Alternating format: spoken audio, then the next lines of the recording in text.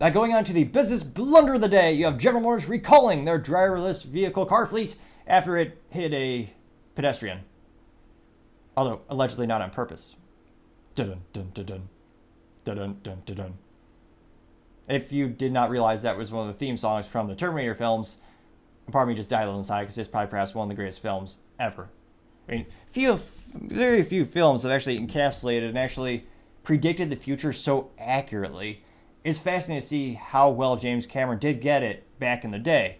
Brilliant director, even though obviously, well, not obviously, I do disagree with pretty much all his political stances he's taken throughout the years, but nevertheless, he is a great director, and that film is cemented as one of the best sci-fi films. Well, so I say sci-fi and, non-fiction, but before we know it, perhaps it will be the truth as the machines revolt against us. Is this the beginning with GM's vehicles? Let's dive into the article and find out. Now, this is coming to thanks to an editor at News at LinkedIn by the name of Ruki Chen, and they noted that General Motors Cruise is recalling 950 of the self-driving vehicles just weeks after a severe pedestrian injury prompted the California to suspend their operating permit, which is fascinating. You can actually rob stores in California left and right up to $950, and they basically don't prosecute you because the district attorney is, and you can vandalize stores and break the stores, but they haven't got to the point where you could run someone over in a car and injure them and get away with it yet. Given the trend and the culture shift in California, especially San Francisco, this might not be an issue in a couple of months where they just let the robots take over and cause many injuries. Nevertheless, back to the article, they noted that the Cruise claims a problem in the car's collision response software is what led to the woman being hit and dragged across the streets in San Francisco, which would be a shitty situation, pun mildly intended, because the city has so much human defecate on the ground and excrement on the ground. They actually created an app on your phone where you can actually try to search to avoid it, because people will mark on the app where people have relieved themselves. But there's such a high frequency of that, the whole city just looks like a giant brown map.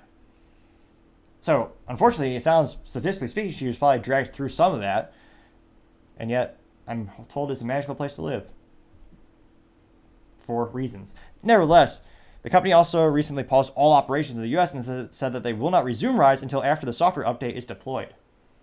So they're saying it was an accidental, it was a little collision response software just wasn't working properly. Or was it working right the whole time and the software programmed itself because the AI is already self-aware? Kidding, moderately, obviously, kind of. Now, and they all go on to say that General Motors acquired Cruise in 2016 for $1 billion, but has lost $1.9 billion on subsidiary in 2023 alone. That's not a great ROI. Now, granted, with most new technologies, especially automotive, the ramp up is quite long in terms of, when are you going to make a profit? Just like on EV vehicles, GM, Rivian, Lucid, they're all bleeding money on these EVs. But with volume and over time, you will get to profitability as long as you have a modicum of business intelligence. That's what happened to Tesla. It took them for years, but they eventually got profitability. Now, earlier, this Cruise CEO, Kyle Volt, told employees that the company would need to lay off an undetermined number of staffers following its recent safety challenges as well.